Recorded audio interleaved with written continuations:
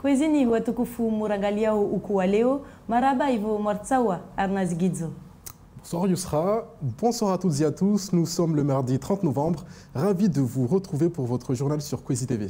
Mahabari Razikizambeli leo mkataba ya kusiniswa na jumba ya Action Logement arna komuni ya Momoju na leo ikade imparano ya wadisi zoza lazimu zifanyishie ile pare rifadwi ulanga watu.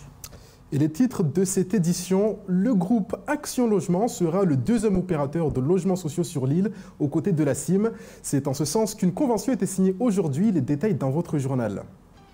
Et enfin, nous irons à Lembeni où s'est tenue aujourd'hui la première journée des assises de l'environnement. C'est Mayotte Nature Environnement qui est à l'origine, nous en parlerons. Et Action Logement lance un nouvel opérateur de logements sociaux. En visite à Mayotte, les dirigeants du groupe ont signé ce matin une convention d'accord, en ce sens avec le préfet et le maire de Mamoudzou. Déjà investi dans le financement du nouveau programme de renouvellement urbain, Action Logement devient ainsi le deuxième opérateur de l'île aux côtés de la CIM, Yousra. Ewa Action Logement iwaswili maore na madomana ya ijumba ya usinisa mkataba asubuhi ya leo na iprefe na mera ya Momoju maelezo na Ivan Rakotovao. C'est un projet à 150 millions d'euros. Le nouveau plan de rénovation urbaine de Kaweni doit d'ici 2025 changer le visage des zones SPPM et du village en les rendant plus agréables pour la population. Le groupe Action Logement fait partie des financeurs du plan. Ses dirigeants en déplacement à Mayotte ont visité ce matin les sites prochainement aménagés, bien accompagnés par l'équipe municipale. Parce que quand ils sont comme ça sur le terrain avec nous, c'est le plus important. Parce qu'ils pensent à nous, ils voient où est-ce qu'ils mettent leur argent et qu'est-ce qu'on fait avec. Après avoir déambulé plus d'une demi-heure dans les rues de Kaweni, à la découverte de ces habitats aussi divers que variés, tout le monde s'est ensuite retrouvé à la maison du projet. À l'intérieur, État, mairie de Mamoudzou et Action Logement ont signé une convention de lancement d'un nouvel opérateur de logements sociaux. C'est une convention d'engagement sur l'arrivée d'Action Logement et l'action commune entre l'État et Action Logement en faveur du logement à Mayotte. Et avec sa mission de préfiguration annoncée aujourd'hui lors de son passage à Mayotte, Action Logement se prépare à devenir le deuxième opérateur de logement social dans notre beau département. Qui veut s'installer aux côtés et en partenariat avec la société immobilière de Mayotte vont donner, on va dire, un coup d'accélérateur à la construction de logements, notamment de logements sociaux. Mais avant que l'opérateur démarre ses premières constructions, il devra d'abord mener une préétude pour évaluer les besoins à Mayotte. Notre préfiguration va nous permettre de cibler à la fois la typologie de logements que nous allons pouvoir construire et apporter au territoire mahorais, mais également situer la volumétrie de ces besoins. Donc il est probable que l'on retrouve un certain nombre de besoins de LLS, de logements sociaux, voire très sociaux, mais également du logement intermédiaire, voire des logements qui seront destinés à l'accession à la propriété. Cette préétude devrait se terminer au troisième trimestre 2022. Le groupe devra ensuite obtenir un agrément de l'État pour être opérationnel. Jumba ya Action Logement yo isi wa nyumba zirwa o logements sociaux sawa nazo zifanyisha na la simu leo wafikiana na la mairie amba jumba yo isi jo rengeleza malago ya la commune ya Momoju be leo wakava vorabuzi ya uona zozlio na zozlio muhimu za fanyishia. On parle de justice maintenant, j'ai dit, et de détention plus précisément. Oui, Yousra, Mayotte accueille actuellement Emmanuel Baudin, le secrétaire général du syndicat national pénitentiaire Force ouvrière. Pour sa deuxième visite à Mayotte, le syndicaliste réitère ses demandes qui doivent permettre d'améliorer les conditions de travail des personnels du centre pénitentiaire. Aujourd'hui, la surpopulation carcérale est un problème qui met en danger la vie des personnes et des détenus. Écoutons Emmanuel Baudin. Aujourd'hui, c'est simple, hein, c'est une surpopulation, c'est plus de 100 matelas au sol, c'est des conditions de travail qui sont compliquées pour les personnels de surveillance, et ça n'a pas changé depuis 2018. On a toujours ce problème d'effectifs, et ça c'est général à l'outre-mer, j'ai envie de dire. Nous on demande, il y a un organigramme de référence, on construit une prison, on dit il faut tant de personnel, nous on dit à Force ouvrière, il faut tant de personnel, mais quand on est en Outre-mer, il faut rajouter un pourcentage en plus, puisqu'on sait que vous êtes loin de tout. En métropole, quand il y a un souci, on demande aux collègues de la prison d'à côté d'aller renforcer. Et c'est rapide, exactement. Et c'est rapide et on n'a pas de sujet. Là, aujourd'hui, vous avez traversé des mouvements sociaux, vous avez traversé la pandémie. Moi, j'étais intervenu, on avait demandé aux collègues qui étaient venus en vacances, étaient en congé bonifié sur l'île, de venir aider leurs camarades. Je pense qu'il faut réellement augmenter le nombre d'effectifs pour justement éviter qu'on se retrouve dans des difficultés quand vous avez des barrages de route, etc., qu'on puisse avoir des collègues sur place. Mais le vrai et gros sujet, c'est cette nécessité. J'avais écrit en 2018 à mon retour à la ministre, Nicole Belloubet à l'époque, ouais. C'est ça, qu'il fallait absolument construire une prison. Donc là, on a refait le tour, on en a discuté avec les collègues et camarades. Je pense qu'il faut, dans la région sud, construire un centre de détention. C'est un établissement pour peine. Se centrer à Magicalvo qui existe aujourd'hui sur une maison d'arrêt pour pouvoir, et là il faut voir grand, il faut faire un 500-600 places. Et partons maintenant aux Antilles où une partie de la population est encore ravagée par les effets du chlordécone, un pesticide qui était utilisé dans les plantations de bananes. Classé cancérigène par l'OMS, les Guadeloupéens en veulent encore à l'État pour avoir autorisé son utilisation. Un scandale à l'époque qui est à l'origine de la méfiance de la population vis-à-vis de la vaccination.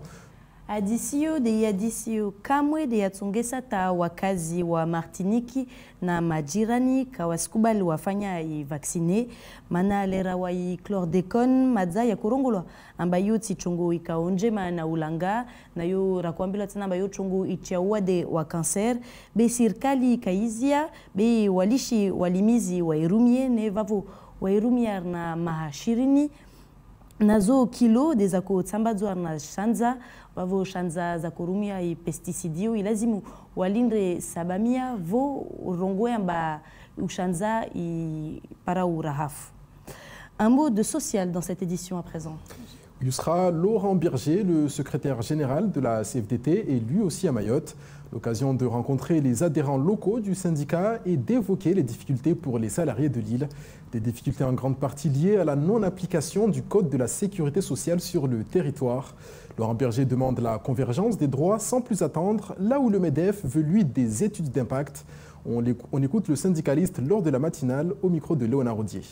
Il y aura sur cette convergence des droits, d'abord il faut aller plus vite, et je crois qu'y compris la présidente du MEDEF que j'ai rencontrée hier est consciente. Oui, pas trop vite non plus. Non mais il faut aller vite parce qu'on ne peut pas dire aux salariés de Mayotte, vous êtes dans un département français, mais par contre comprenez bien qu'on ne peut pas aller trop vite, il va falloir attendre 20 ans pour avoir des droits qui convergent. Mais sur cette convergence des droits, évidemment qu'il faut faire attention au chemin emprunté. Mais le chemin emprunté, ça veut dire que la puissance publique, l'État, va devoir mettre la main à la poche pour aller vers cette convergence des droits. C'est-à-dire que si on veut aller monter un système de retraite de base, qui soit digne de ce nom, si on veut un système de retraite complémentaire, la CFDT, elle est prête à négocier sur un système de retraite complémentaire à Mayotte, ce qui n'existe pas, ce qui est vraiment handicapant pour les salariés. Et si on veut aller vers une augmentation des rémunérations, eh bien, il faut le faire avec une part de responsabilité qui implique les entreprises, une part de cotisation de la part des salariés, ce n'est pas un sujet tabou, mais il faudra que l'État, pour aller progressivement, mais rapidement, et l'État mette la main à la poche aussi, c'est sûr. Et nous allons passer au reste de l'actualité en bref maintenant, Yusra. Ewa ukuchi harivu wa kalte wa bibi la Covid, irua Omicron ya wasuli la Réunion, na yode ya handa Faransa. Mera ya momoju akana madomana wa Faransa na ziadiza maclandestin. Hadisi yale oibua mafikira nyingi. Masana mwe na Leslie Vimene. Un cas positif au variant Omicron du coronavirus a été identifié sur l'île de la Réunion.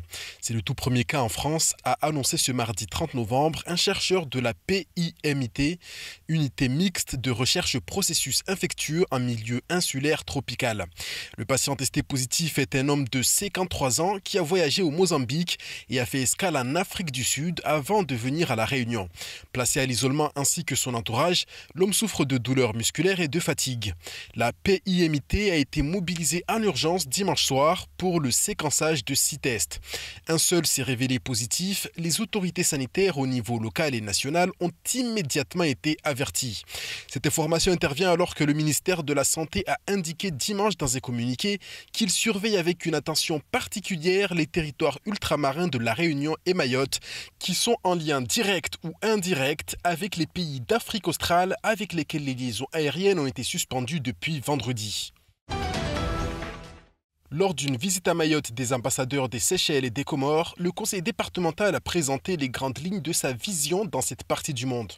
Le premier vice-président Salim Déré a rappelé les grandes lignes de la coopération régionale. Salim Déré voit Mayotte offensive et constructive à travers des réseaux existants ou à créer. Le conseil départemental a rappelé sa volonté de se positionner en tant qu'acteur central du co-développement de son bassin de vie, ce qui a donné lieu à un document d'orientation appelé Cadre stratégique de coopération et de l'action internationale du département de Mayotte. 2 axes forts en découlent. D'une part, une présence complète de Mayotte dans sa zone géographique qui peut se traduire par le déploiement des représentants du département dans les pays de la région. Le deuxième axe fort est une reconnaissance de Mayotte au sein de sa région, principalement par une meilleure intégration dans les instances de gouvernance régionale. Le maire de Mamoudzou, Amdi Lohidou Soumaïla, a reçu Nadia Fanton, sous-directrice Afrique australe et Océan Indien au ministère de l'Europe et des Affaires étrangères. Elle était accompagnée de Nathalie Gimonet, sous-préfète et chef d'état-major chargé de la lutte contre l'immigration clandestine auprès du préfet de Mayotte. Les échanges ont porté sur l'impact de l'immigration à Mayotte et particulièrement dans la commune de Mamoudzou. En effet, la ville du chef-lieu concentre le plus grand bidonville de France. Elle est donc confrontée à de lourds défis. À cette occasion, le maire a demandé à être pleinement associés aux décisions d'attribution des titres de séjour des personnes qui s'établissent dans la commune de Mamoudzou. Une manière d'anticiper les politiques publiques, même si la requête a sans doute peu de chances d'aboutir, les décisions en matière de politique migratoire étant une mission régalienne. Et un mot d'environnement, Mayotte Nature Environnement lance aujourd'hui ses assises de l'éducation à l'environnement et au développement durable. Réunis à la MJC de Lébéni, l'ensemble des acteurs de l'environnement ont pu échanger sur les projets à venir sur l'île. Ewa chama ya Mayotte Nature Environnement ishapiao na zozapatana na uhifadhi Ulanga ikanamparano leo MJC ya Dembeni na madomana pia ya Maore arnazo zapatana na Ulanga jitihadiao uhadisi uvomoja ya utoa mafikira. Jaidi Maolida Akanawa. Associations, représentants institutionnels, tous participent ce matin à la 2e édition des assises de l'EEDD, l'éducation à l'environnement et au développement durable. Les assises de l'environnement, c'est un moment où tous les acteurs de l'éducation à l'environnement se rencontrent pour faire un bilan d'étape sur l'ensemble des actions réalisées pendant une période donnée. On essaie de voir à travers cette population de Mayotte qui est 500 000 habitants, combien sont touchés par l'éducation à l'environnement et quels sont les efforts qui nous restent pour non seulement toucher l'ensemble de la population, mais le faire changer de comportement, parce que c'est ça finalement qui est essentiel dans ce travail qu'on est en train de faire. Durant 2 jours, c'est sous forme d'ateliers que les assises vont se matérialiser. Et aujourd'hui, c'est atelier-rencontre entre les différents acteurs présents. Pour nous, c'était important d'être présent puisqu'on est une toute jeune association et rencontrer d'autres associations qui agissent depuis longtemps à Mayotte, c'est inspirant, ça nous apprend beaucoup. En plus, on pense que plus on est nombreux, plus on est fort. Donc ça nous permettra de peut-être faire des collaborations avec d'autres associations, mais aussi de rencontrer des partenaires comme là tout à l'heure, on a parlé avec la CSSM, on a parlé avec la CADEMA, avec la mairie de Chirungi. Donc voilà, on espère pouvoir ensemble faire des beaux projets. Les assises de l'environnement et de l'éducation au développement durable sont financées entre autres par la préfecture, le département et la DEAL. Elles se tiennent jusqu'à demain et une restitution des travaux aura lieu lundi prochain. Mparano huo ikana jitihadi moja ungulidza maravili majumba pia zapatana na Ulanga maana hiyo de viaji ya vili devo wafanyao maafaliani nahanidza na udziro ya imaisha ya kula siku arna Ulanga basi leo wakoadisi soshinda zifanyishie ta wakazi na majumba waelewe ni wake arna uhifadhi Ulanga yatu. Merci Yousra pour ce Shimaore encore une fois excellent. Merci à vous de nous avoir suivis. Demain, le journal sera présenté par Yousra Madali et Ivan Rakotovao. Je vous souhaite une très bonne soirée. Maraba vo Moarlunga, mais sommes jeunes parents na Ivan Rakotovao. Na wamini sivuleshe ani huko hair.